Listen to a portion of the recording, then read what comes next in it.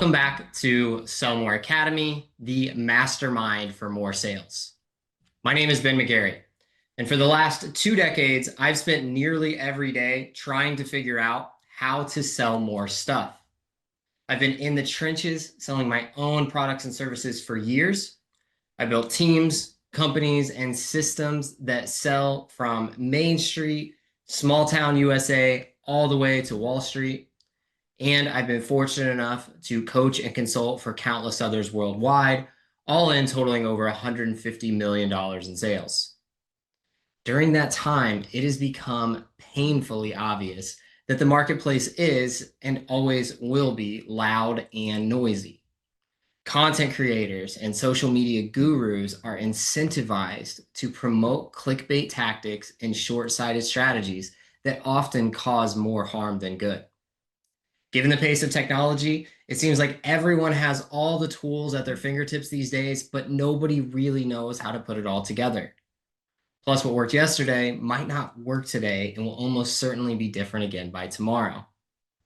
And that's precisely why I started Sell More Academy, to build a community and a set of resources to help you stay ahead of the curve, to help cut through the noise and make sense of the next best step. At Sell More Academy, we focus on what we consider to be the 5 pillars of modern business success: AI, branding, marketing, sales, and systems. We bring this to you through a powerful combination of a vibrant mastermind community where you can connect with and learn from fellow high achievers and experts in the field, live masterclasses just like this one, where we dive deep into the specific strategies and tactics covering one pillar each day, a curated collection of resources, including free tools that we're building to help you sell more effectively, and our Sell More directory, connecting you with the pre-vetted providers and solutions that you'll need whenever it's time to either outsource or just find the right tool for the job. Our goal here is to provide you with everything that you need to not only stay informed and competitive, but to also sell a lot more stuff. And that brings us to today's masterclass, where we're going to go over SEO for social dominance. I mean, let's be honest here. Most social media advice is about chasing vanity metrics, getting likes, getting followers, picking up more shares. It's a game that's constantly seeking validation. And truthfully, it's exhausting. You're on a content treadmill creating posts that have this 24-hour or shorter shelf life, hoping that you can get noticed. But the most successful people on social media are not chasing the next job or the next customer. They're not playing this engagement game. Instead, they've built something different. They built a system where the right people find them. Their social profile is a magnet for high intent prospects who already are looking for their solutions. These prospects take a look at the profile, see the credibility and authority, and then they reach out independently to talk about services or to make deals. It's a completely different approach. And that's the shift that we're going to talk about today. This is not about going viral. This is not about getting a lot of likes or being found. This is about searching and finding the right people at the right time. And ideally, your profiles are the ones that show up. When we do this right, it becomes a lead generation engine that works 24/7. So today we'll go through a framework to help build that system. You'll learn how to optimize your profile and content so that qualified prospects actually come to you. And ultimately, you'll figure out what is the difference between the traditional social game and social for SEO, like we're talking about here. So let's dive right in to today's masterclass, SEO for social dominance. And we're going to look into this because I believe this is one of the most powerful and potentially overlooked strategies for growing your business on social media. This is not something that takes a huge team to do. This is not something that requires tons and tons of system setup to do. It's really more than anything a mindset shift and just a little bit of optimization. Most people think SEO and they immediately jump to things like Google. It only applies to Google. But the reality is that social platforms, and particularly the sites that they operate, are some of the most optimized sites in the world. They're also some of the most used sites in the world. And so when social platforms start becoming used for search engines in their own right, we need to optimize to be there, to show up, to be the ones that are found. So we're going to break down exactly how to take care of this problem. We're going to make sure that we're not leaving money on the table, and we're going to make sure that we can optimize profiles and posts for proper discoverability. Okay. This is the reality that we're living in. Search behavior has fundamentally changed, especially among the younger demographics. Gen Z is not going to Google first anymore by default like older generations have. They go to TikTok or Instagram or LinkedIn. They search within the social platforms because they're already spending their time there. And that allows them to believe in the content. They already have people that they find credible, they find authority there, and they understand that the people who present themselves the best are not always the true experts. So they use their platform where they understand the people and they understand the audience to help to properly select their providers. And so if you're not showing up on those and you're only focused on Google, you're going to miss a lot of the otherwise search that really kind of goes to your competitors, that goes to someone else. When someone searches, they're going to find an answer. It's just whether or not they're going to find you. And so this shift here really represents a pretty massive opportunity for anybody that's willing to adapt. Not all of us are. But if you are, we're talking about nearly half of Gen Z using social media for brand discovery. It's not just Gen Z, but that's a pretty big portion there. A quarter of all ages now are using social for online search. So it's 46 for Gen Z, but it's 24% for all ages. So that means a quarter of your business could be picked up over there instead of just focusing on Google. Isn't that crazy? This isn't just some like niche trend. This is a complete fundamental shift in how people find what they need. When Google came along, it changed the way that we looked for information. The way that other generations, and even, 24% of all generations are searching today has changed again. And so we need to be prepared for that. So what does this mean for your actual strategy? Well, first, you have to understand the critical distinction. Like this is such a big part to grasp. Social algorithms, the things we've been fighting against and calling the enemy for years and years and years now, they're about reach and engagement, right? So they're about getting your content in front of as many people as possible. Now, ideally, they're your right people, but that's not what the algorithms are designed to do.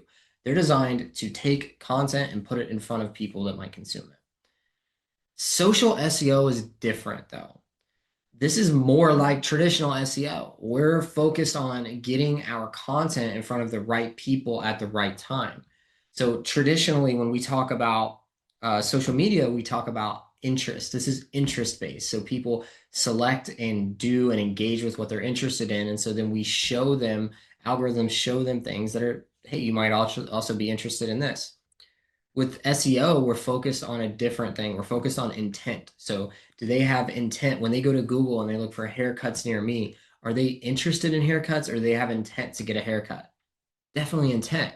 And so that's the way that we're using social here is in the SEO context to make sure that we're finding people at the right time, the time where they're actively searching for the solutions that you provide. And that's where the real conversation and conversion really takes place. So kind of think of it this way. Algorithms push content out to people who are just passively scrolling, and hopefully it stops them, right? Social SEO, instead of pushing, it's pulling people in that have active intent. So instead of stopping somebody in the middle of their scroll, we're pulling people in that are actively searching for what we have to offer. This little difference, this nuanced difference of the way to use the exact same platform in a different way could be make or break for your business. Let's think about that difference, right? So if somebody is just scrolling their feed versus somebody who's searching and actually typing in keywords that they're after, the person searching has intent. They have intention to do this. They're ready to buy, right? And even if they're not all the way to the ready to buy stage, they're much further along than somebody who's just interested in small business, right? And so we show content to them. They have some kind of a problem that they're trying to solve. Maybe they're at the early stages, maybe they're at the final stages. Regardless, they have a problem that they're trying to solve whenever they key that search word in. And that's when they're most likely to convert, not when they just randomly found what we put out there and it stopped them in the middle of their Tuesday, but when they're actually searching for what we're offering, that's the most likely time for them to convert and start talking to us. So social SEO is putting you directly in front of those high intent prospects. And because it's organic, it's going to build credibility, it's going to build authority, and it's going to build trust for them. Now, we don't believe in this idea of trust because it's so easy to manipulate, but that is what the people are looking for on their particular platforms. So understand that this is a way to enter their world and invite them over instead of forcing what we do onto them. People believe what they find through search more than what they see in ads. There's stats to prove that. So this isn't just about being seen. It's about being seen, again, by the right people at the right time when they're ready to move forward. So this leads to way more sustainable growth, not just fleeting attention moments where we're just hoping that we can stop somebody for a second. And so everything that we do is focused on how do we build a sustainable presence when it comes to SEO. Just like the Google side of things, search side of things, you want to build your house. And that's what SEO kind of always is. It's a house that you build. And you may add new shutters on, you may add a new addition on, you may change things around at times, but ultimately you're building a piece of digital real estate that allows search engines and platforms and people to find you. That's so important. So how do we actually start capturing intent? Well, think about what it actually means to be in front of people and make a good impression. Your social profile is really kind of like a storefront. It's the first thing that people see when they find you through search. And it really is just like a physical storefront. It has to be optimized. If you were to walk by a business that has all the glass covered up and the door isn't working real well, there's no "we're open, come on in" sign, you may not feel comfortable just walking in that door. So same way with your profile. If it's not set up and optimized, if it doesn't have the right information there to carry the conversation along, then it's going to create a friction point and all of your hard work is going to go to waste. So you want to create this storefront, and every single field in your profile is an opportunity to include keywords and signal what your account is about, right? So if the glass on the physical store gives us opportunity to advertise and demonstrate and even see through to know what the store is all about, then it's much more likely that we're going to make that turn and walk in the store, right? Whether we buy something or not, that's not the conversation we're having. It's whether or not you get the opportunity to do so.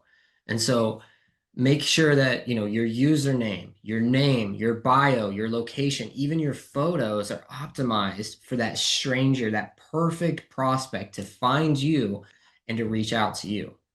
These are not just simple little details, although I will admit that, a lot of these I've skipped myself throughout the years. And so we're never perfect by any means. We always have to go back and iterate. But I think if we start with this from the beginning, we have a much higher inbound lead rate than we would if we wait on this. So Let's break down each element. We'll start with the username and then we'll move on from there.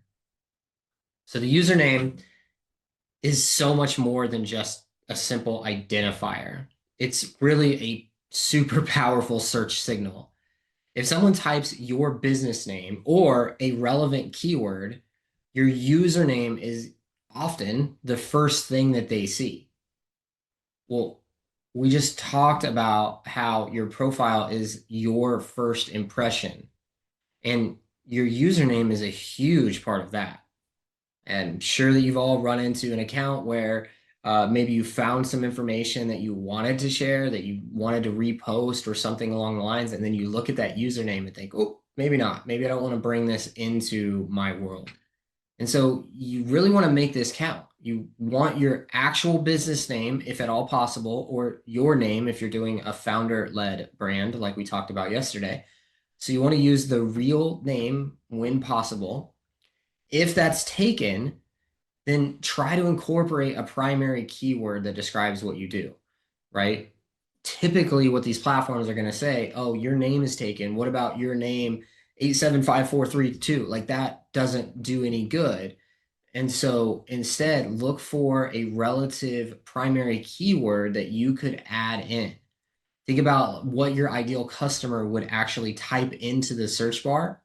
And if you keep it simple and easy to spell and consistent across all your platforms, then it starts to build credibility with both your users and across all of the other algorithms, meaning search and social. So remember, if our social pages are some of the most optimized pages on the internet, and then we make sure that our digital storefront is set up right, Google, when someone searches on Google, it's now going to also reference our Facebook page, our LinkedIn page, our Instagram page, because we've set it up in that way. And so this has such a big impact, really beyond what you might normally expect with just social media. So again, keep it simple, easy to spell, make it consistent across all platforms, avoid random numbers or underscores that make it hard to remember or type. You don't want somebody sitting there wondering, were there 3 underscores or 4? That's not helpful. You want them to be very, very clear. Remove any tension points that you can. A good username is a direct path to discoverability. Very easy to say. If you have a username that either indicates who you are or what you do, you will see more benefit than somebody who maybe posts more than you, by somebody who is really doing a lot of the little things right. This is one of those big things at the top that could really mess all of that up. And then this sets the stage for really the next piece of the profile that's critical, which is your bio. And a lot of people skip this, and I don't really understand why, but this is where you tell people and the algorithms exactly what you're about. Following from your username, your bio should really solidify the identity and purpose that you're portraying.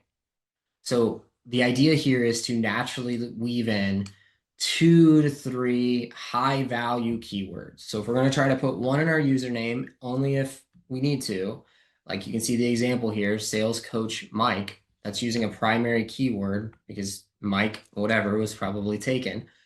So when we get to the bio, what we want to do is try to weave in 2 to 3 high value keywords. Don't just list them. This isn't about just, creating a wall of text. It's about making them part of a compelling narrative, a story that you're telling. Clearly state who you are, who you serve, and the specific problem or problems that you solve. This really helps your ideal clients to self-identify. And so many of us, particularly anybody that's got a sales background, that's what we're looking for. We want people who are ready to do business. Well, the only way to do that is either to let them self-identify up front, or you have to go through that with them. So for those of you that are saying, I just want people that are ready to buy, great. Well, that means you want them to self-identify first. And that's what this is. So if you have a very clear bio that says who you are, what you do, and what problems you solve, well, then the ones that resonates with, they will move forward with you. The ones that makes no sense to, or doesn't fit in, they've never heard of it, they're unaware, well, they just move on. It doesn't matter to them. And so this is really about making sure that we can weed out the ones that aren't interested, that aren't a fit, and find the ones that are. Always include some kind of a clear call to action when possible. I say always, but not all bios will actually allow you to do that. And so just when possible, add some kind of call to action there. What do you want them to do next? Do you want them to click a link? Do you want them to send you a DM? Right? What is it that you want from them? Just tell them. It's that simple. When you want something from someone, tell them what you want from them. And then finally, keep this scannable. Don't make big blocks of text. Use line breaks, use emojis without going overboard. You want to make this really easy to not just read, but to skim. We all are skimmers. And so we're going to skim through everything first. We may come back and read it. I'm not saying that, but we're usually going to skim first to figure out whether it's worth our time to read, whether we have the time to read, and whether this is interesting at all. And so we want to make sure that we space that out so that people are just scanning, so they're able to skim through and know whether or not this is for them. A well-optimized bio really should work as a magnet for your right audience. This is one of those things where the words that you write are worth more than the words that you write. And so each word should have to earn its place. Nothing fluff is going to add value here. And most of the time, our bio is very limited in space. So we want to make sure that this is a very clear and hard-hitting message that doesn't have to be a hard sales pitch, but it's very, very, very evident of who you are, what you do, what problems you solve, and what action they need to take next. And if you can do this and you can magnetize your audience and bring them to you, well, there's actually another way that you could bring people in through a magnet type mechanism, and that's actually with your location. So oftentimes we're focused so much on just that bio bringing people in that there's another magnet that actually helps to improve our visibility and our credibility, because location matters more than you think, especially if you happen to serve a local market. So if you're a marketing agency that only works in, let's say, the Tampa area, well, this is really important to make sure that your location says Tampa. And that means that whenever platforms, whether they're search or social, are searching for information, they're going to find the one that's local first. They're going to find the people that are, that have their profiles optimized. And so this is a huge thing that a lot of people miss. Myself, I've skipped it multiple times, particularly if you are an online company or you do some kind of consulting work, something of the sort. It's really easy to skip this part because you want to show up everywhere. But when we try to show up everywhere, we don't show up really anywhere. And so even if it's as simple as selecting your country or your state, find some location filters that you can start to add in and be as specific as your business will allow you to go. Think about those like near me searches, right? We've all done them, and probably a ton. I don't know. I do them all the time. We're looking for food near me. Well, the near me triggers that location side of things. So if you've ever typed it in, other people have probably typed it in. And so the next time they type it in, maybe they would find you. And so obviously platforms are using this information to categorize the posts, but also to categorize your account. So it knows what buckets to put you in and when to serve you to the right audience. Beyond local search, though, having consistent location data across all of your profiles is really key. You've probably heard me say this before in previous master classes, but a confused robot shows nothing. And so, for instance, if we have different addresses on a different location set on different profiles, then how does the bot know which one is right? And so our default thinking sometimes is that, well, it'll just show them all. But in reality, it's the opposite. It'll just show them none, and it'll go find somebody who's more clear. And so it's very easy to do a lot of work and then miss the boat on these small little technical things when they're really easy to fix. So again, make sure whether it's Instagram, LinkedIn, Google Business, wherever it is, even your website, make sure that your location lines up across the board. And that's going to signal to both the users and the algorithms that you're more legitimate, that you're an established entity, and that you're consistent. And that consistency will always build credibility and authority. Both of those are huge for social SEO. And that location piece really kind of leads into the next bit. And the next bit here is going to be your profile photo. The profile photo is really starting to piece it together. So if you think about they find your username, they search for something, they find your username, and your username is optimized. Great. First filter checked off. Now we can move to the next one. And as they're moving through and your bio checks out, and you're like, yeah, that's that. They must be talking to me. I have those kind of problems, and I like how they solve them. I understand what's next because there's a clear CTA. And then I look at the location and I see, oh, yeah, this person's in my neighborhood, or this person's in a location where I want to do business. And now we move to this profile photo and we bring the humanization into it. Well, our photo is really kind of working. If everything else is that digital first impression first, then our profile photo is really kind of like a handshake in the digital world. Right? It's like, hi, this is me. And so spend time on this. There's so many tools out there, AI tools, all kinds of things that you can use to enhance that photo. Obviously, make sure it looks like you. If you've gone through a major life change and gained 100 pounds or lost 100 pounds, and then you might want to update that, right? Because they're going to get on a call with you or see you eventually, and then there's going to be a disconnect. So this isn't about making ourselves look like supermodels online. This is about however we look, whatever we look like, just putting out our best and our most professional so that people know what to expect. Speaking of most professional, for you, that could be very different than what it is for someone else.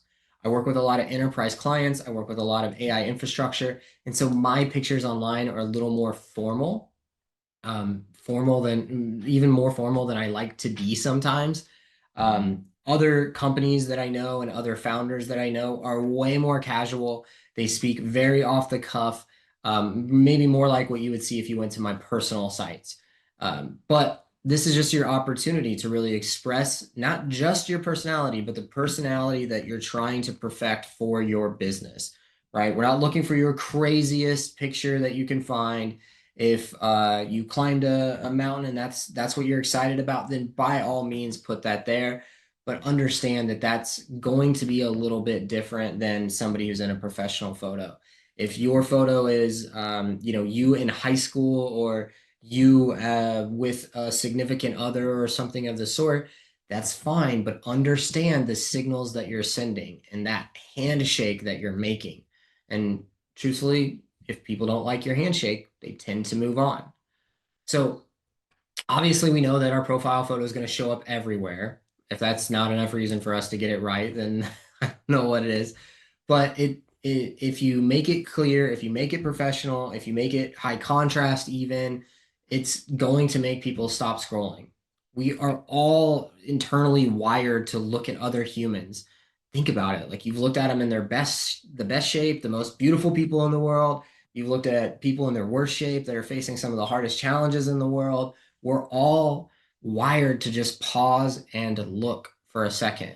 So don't be blurry, don't be unprofessional. Don't use hand signals, things like that, right? Before to ruin that would potentially ruin your credibility before somebody even clicks or connects with you. And so another thing that I would recommend would be to do a headshot when possible, because people are connecting with faces. They're not connecting with your new boots, or they're not connecting with the mountain that you climbed. If possible, zoom in a bit. Look at the headshot when possible, especially one that has a smile or some eye contact, so that they can start to get a sense of what it's like to know you. Remember, you want them to have that experience of knowing you, of understanding your authority in your space, and thinking that you're a credible source before they ever get to you. So Obviously, we know that the photo is important. Go with it in however you feel best. I do recommend using some AI headshots. I think that they can make a lot of us look better than we're going to do on our own. But if possible, and you have the ability to create or take wonderful photos, if you're photogenic, then just do the natural version. The natural version is always going to perform better. Okay, so we beat the dead horse here on photos. Let's move on. The next piece that we really want to make sure of is that we want to make sure this bio link is consistent.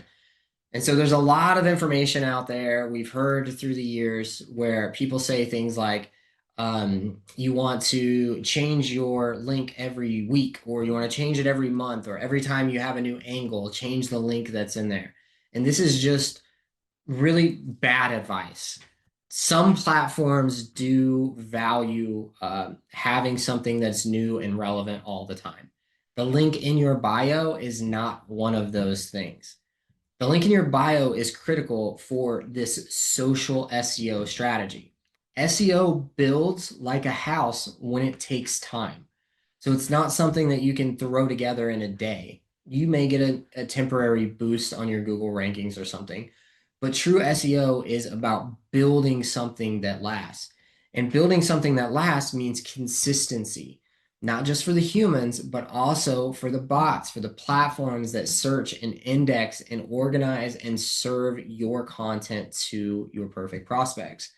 And so if you're constantly changing that, once again, which one is the bot supposed to show? When someone types in home services near me and you have 40 different links because they're on different profiles, they're on different platforms, you've changed it up here and there, it's going to be much harder for the bot to know to show your page as opposed to someone who has 40 of the same links. They all go to the same place. They're all verified. So if you've already perfected your username, if you've already worked on your bio, and you've already worked on the location and the visuals, now it's really time to think about what is the link that you want them to click on. And so avoid frequent changes that would confuse any crawlers. That's where the indexing comes in. We do not want to break historical connections. So think about it in the sense of like any platforms that you use to post. Maybe you use High Level, or you use Hootsuite, or you use, I don't know, Buffer, something like that. Well, you can absolutely end up breaking those, and then you have to go run around and chase them. So from just the sense of having to do more work, you want to avoid that. So the answer here is to use a link hub.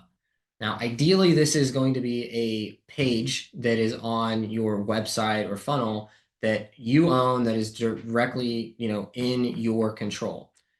But there are plenty of others out there. You could go use something like Linktree. There's plenty of others that have little pages, and it's essentially a way that you can always use the exact same link. So if you go look at any of my profiles, you'll see the exact same link is posted on all of them. And then when you open that up, that will change, right? So it doesn't matter if you have my link from a year ago, it's still going to be the same link, even though what I'm doing inside might change a little bit. And so this is a simple, very, very simple step that you can do. And I believe you could do it for free. If you already have a website, it's not going to cost you anything extra to put a new page up and a couple buttons on it. If you are using something like Linktree, then I believe they have a free option. There are plenty of free options out there. This is not something you need to spend a lot of money on, but you do need to spend a little time on it. A consistent link here is going to help platforms understand the relationship between your social profile and any other links that you have, whether that's your website, other profiles, maybe it's a blog that you have, or articles that you've been written about. There's a lot of different pieces that come together because of this link.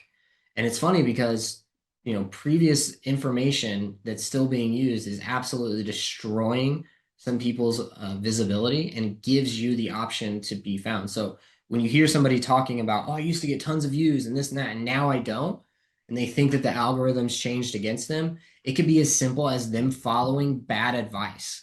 Remember at the top when we said content creators and social media gurus are incentivized They get paid to create clickbait content and content that is short-sighted that could, potentially cause harm down the road.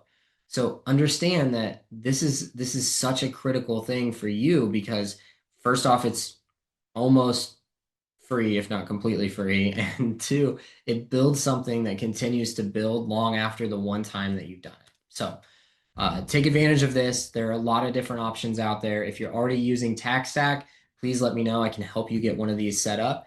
If you're using a high level, again, reach out. It's something that we can talk about inside of the mastermind. Okay, so let's talk about one of the more interesting topics for social media over the last couple years, hashtags. When social media came out, hashtags were everything, right? But pretty much nobody knew how to use them. And I'm convinced that most people don't know how to today. So this is when we're talking about hashtags, we're talking about the content itself. Hashtags are essentially keywords for social search engines, right? And so we have a keyword, meaning what we type into Google. I look for plumber near me. That's going to pull up based on a lot of SEO work and keywords that have been programmed for those pages. When it comes to social media, these hashtags work like those same keywords. So if I find plumber and then near me, your location that we've already got set up, there's a higher likelihood that I'm going to be able to show up, or this post is going to be able to show up. So the trick here is to find the sweet spot for a hashtag. If a hashtag is too broad, your post will just get buried. And so people say, "Oh, I want to be listed in marketing because there's 2 million posts." Well, now you're one of 2 million posts. That doesn't mean that all 2 million people are going to see your stuff. That means that you're one very small post in a very large sea. So we don't want something that's too broad. If it's too niche down, well, then nobody's really searching for it. So when you see things like SEO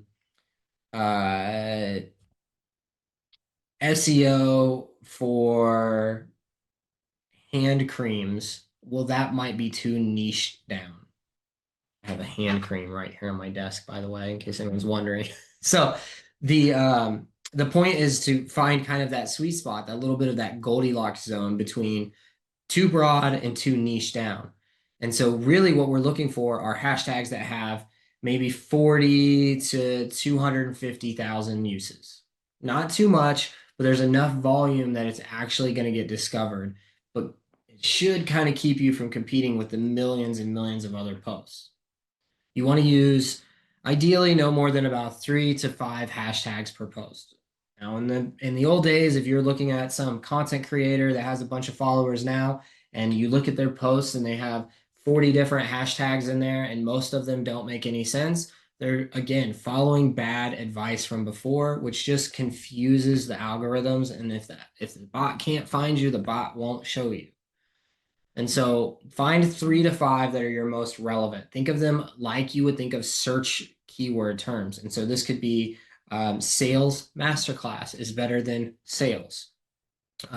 Marketing for social SEO is better than just marketing, right? And so think kind of long term for that, but make sure that you're opening these up to find the right ones. That's important. How do you even find the right ones?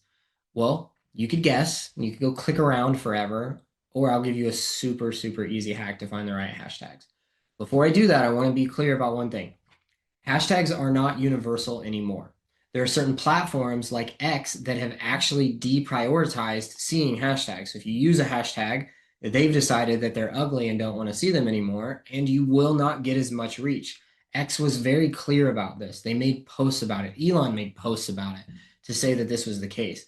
So it's always important to learn from that particular platform what they're looking for. They may not want to have exactly what we're telling you, and you may need to adapt for that one.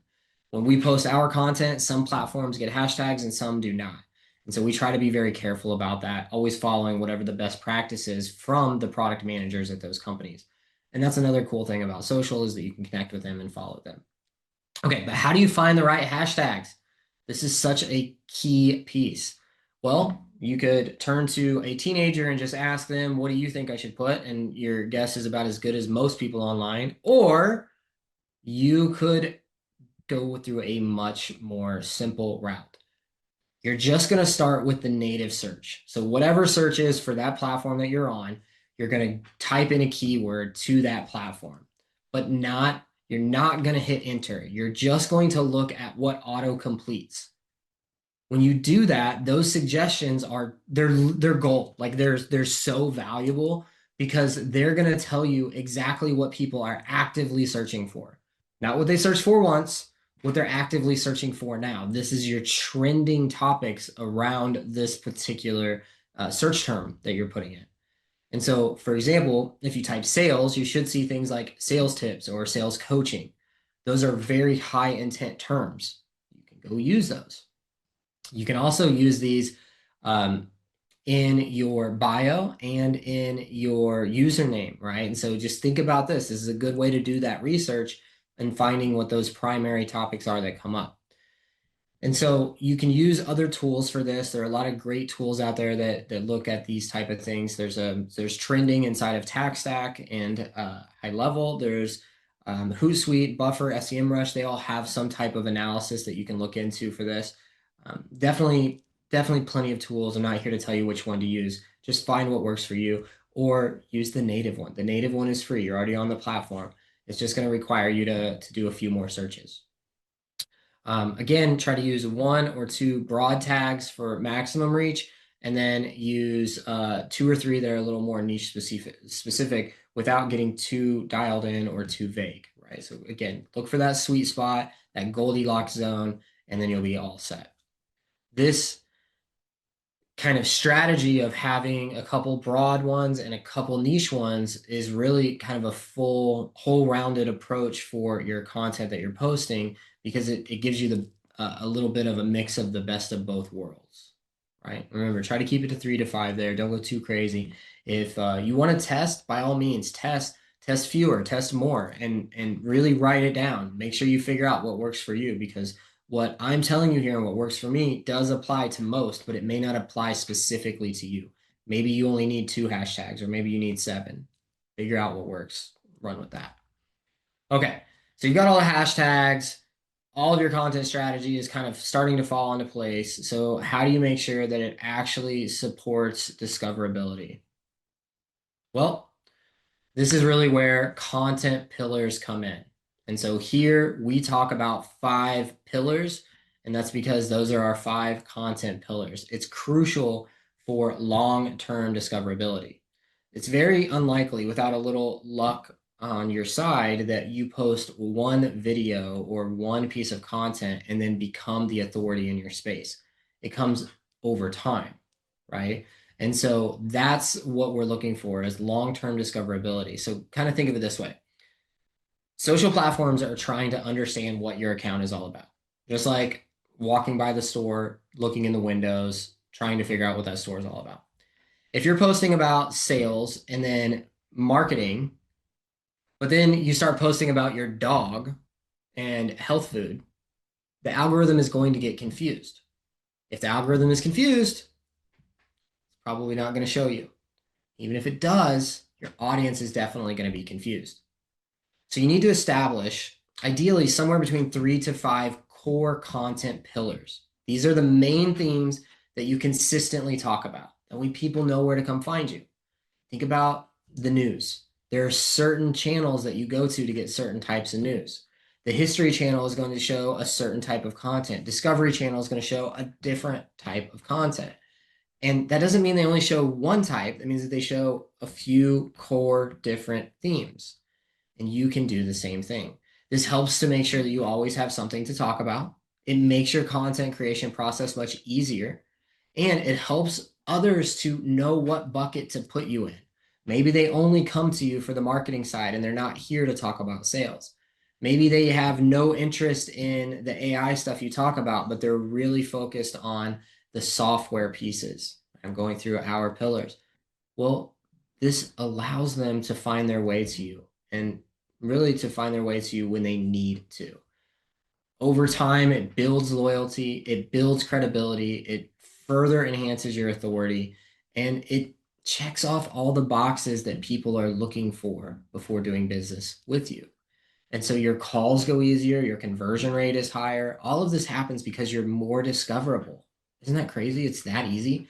If you have a low sales conversion rate, go figure out how discoverable are you online. If people aren't finding you, then that means that all of your sales are done the hard way. They're not inbound, they're outbound.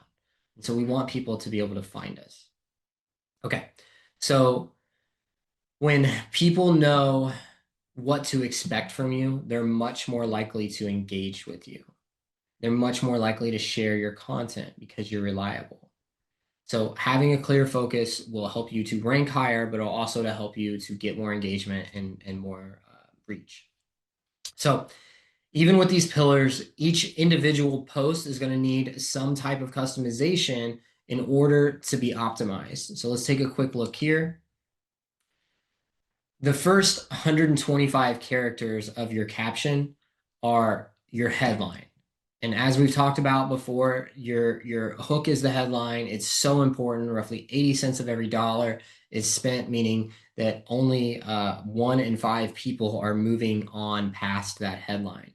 So you should spend about 80% of your time working on that hook and trying different angles and getting that right.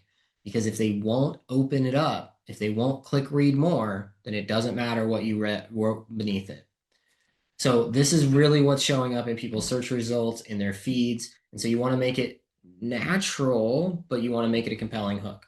Integrate your keywords throughout the caption. Don't just stuff them in there, right? We don't want a book of just keywords of everything that we're after. We want to work them in naturally. So if sales is something that you do, then hey, we do sales forecasting, or we do revenue prediction, or something along those lines. Don't stuff them in. That's such an easy way. It's such a big turnoff for most folks too, because it indicates this signal of I'm just trying to reach anybody that'll listen. So let's see if you have your audience actually being driven to your page, and you have done a good job of optimizing your posts, well, then people should know exactly what you want them to do. Because driving specific engagement is about creating some type of a call to action. Now, it doesn't have to be a button like we would use on a landing page, and it doesn't have to be a link where they book a call, but it does need to tell them what to do next. And so something as simple as save this post is a super powerful signal that the algorithm is going to pick up as something that's important, that's valuable, right? And obviously, if the algorithm is going to pick up, people are going to pick it up because it's going to be shown to more folks. And so this level of detail on each post really starts to move the needle. I know a lot of us are just out there wondering, what kind of content can we post? What kind of stuff can we get out there? Well, if you look at ours, our hook is typically our headline. Our headlines are usually pretty well designed to help capture. And so our hook is our headline, and that matches our title of our topic. And then our keywords are naturally integrated in. And then there's always something to do. Read the full blog, watch the video, join us, sell more. We always have some kind of specific call to action there. And I'm not saying that we're doing everything right. I don't want to make it seem like that by any means. Just saying follow these best practices, and over time they'll pay off. Not with likes, not with follows, none of that, but with people who actually contact you and go through the process, through your funnel the way that you want them to. Okay. Remember that each platform has some different nuances that you need to be aware of. And obviously, we've covered the core principles already, but the reality is that one size does not fit all, kind of like we've talked about with hashtags earlier. So each social platform has its own unique search algorithm and best practices. They all incentivize something differently, right? Instagram is focused on the visuals, on short visuals. YouTube's focused on long visuals and on retention, as opposed to X that's focused on text-based. Not that that's the only thing that's on there, but it's focused on text-based information. LinkedIn's focused on long-form text information. And so we leave the witty, snarky stuff on X, and we put the long, more polished stuff on LinkedIn, right? So we have to kind of balance that out based on whatever that platform incentivizes for their creators. On LinkedIn, for example, use things in your headline like not in the headline, but using those keywords are absolutely critical because of the way that people search, and the algorithm searches on LinkedIn is a little different than others. It's a little more focused on the search than, for instance, X is really focused on the share side of things, right? And so you can start to kind of balance out your approach for each individual platform that you're working on. Which really, if you're going to work on each individual platform and optimize for each individual platform, not only is your caption optimized, your content is optimized, meaning that you don't post the Instagram size photo or image or video on YouTube that has a different size, right? I'm not just talking about length, I mean screen size. And so when we optimize for the platform, then the platform is going to do more for us. If we're trying to constantly go against what the platform incentivizes, or if we're trying to drag people off the platform constantly, then it's probably not going to work in our favor, right? So just understand the incentive of the platform, and then this all becomes much, much easier. One thing to keep in mind here, specifically when we talk about YouTube, YouTube is already one of the largest search engines in the world. I believe it's number 2 after Google. That could change. A lot's changed in the last couple of years, but Google owns it as well. So if you understand how important Google SEO is, then you should understand very easily how important Google's YouTube SEO is as well. That obviously applies to every channel, but YouTube is a very, very big one because just of the sheer volume and the way that people have used it for a long, long time. Okay, so again, the traditional fundamentals of SEO will remain. You just customize for each platform. All right. So if we've tailored our approach to each platform, there's really just kind of a universal truth that builds across all of them. It's credibility. On the other side of things, another mastermind, another group, another coach may call this trust. I disagree with it because it's something that we're constructing. However, when we put out universal truth, I believe that we build credibility and that we build authority with the folks that we're engaging with. Building credibility is really kind of, it's crucial. It's absolutely crucial. It's not even something that's in question at this point.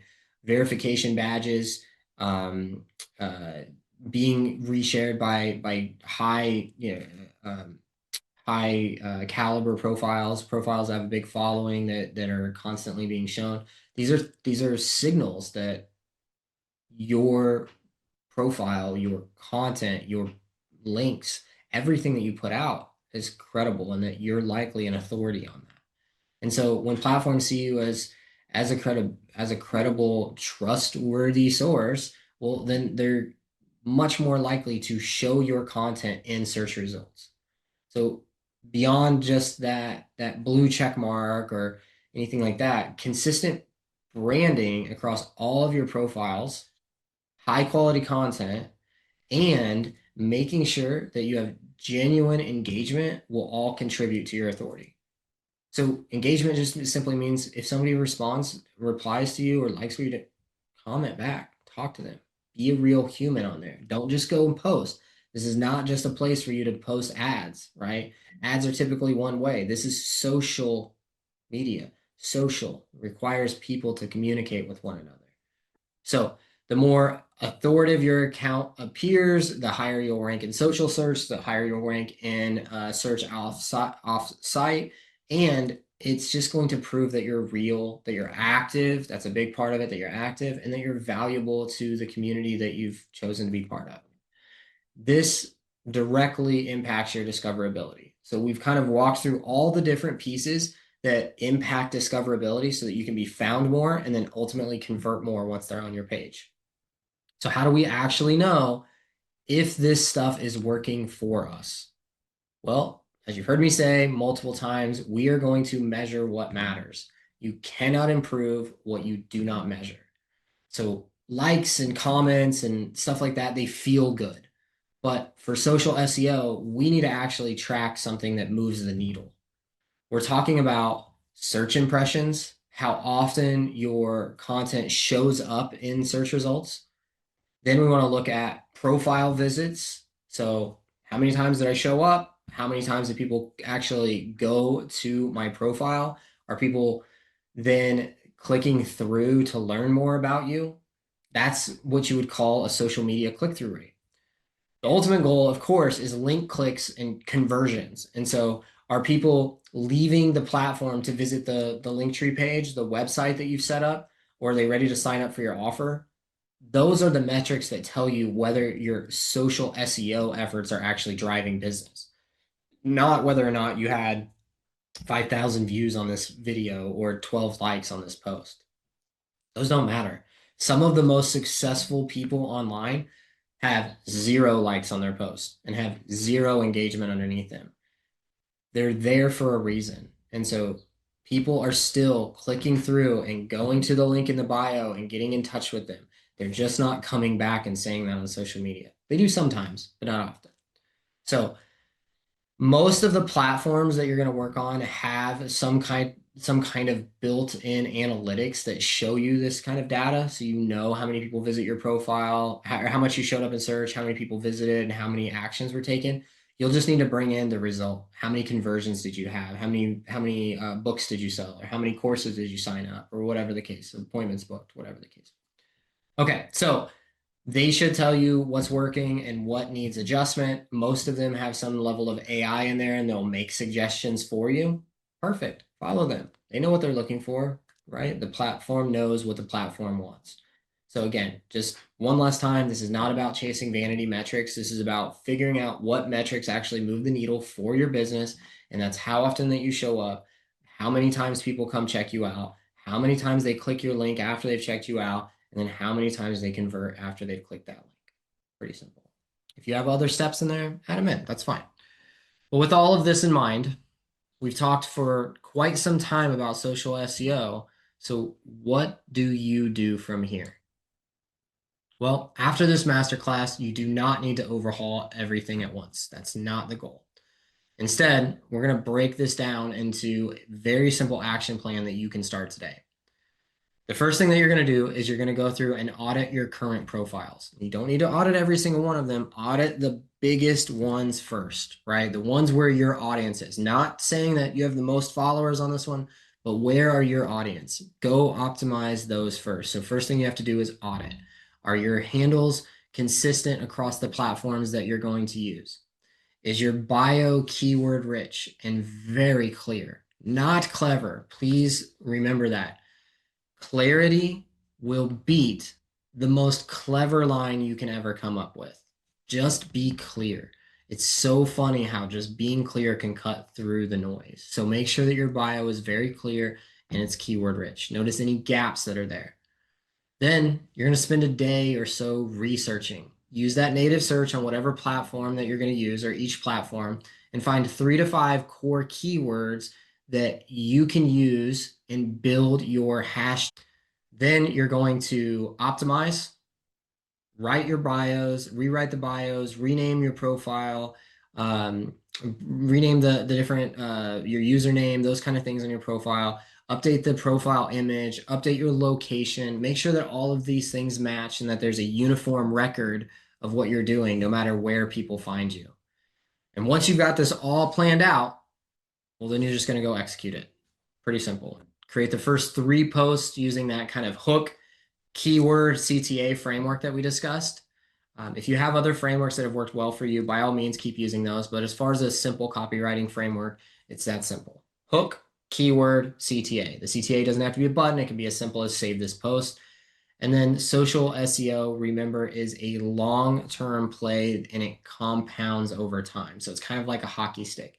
You may not see a ton, and then all of a sudden you're going to see a ton of uptick from it. So just understand that this is something that you're doing for tomorrow. You're building so that you don't have to depend on running ads or constant referrals all the time. You can build something where people are coming into you and they're mostly, if not all the way, pre-sold before they talk to you.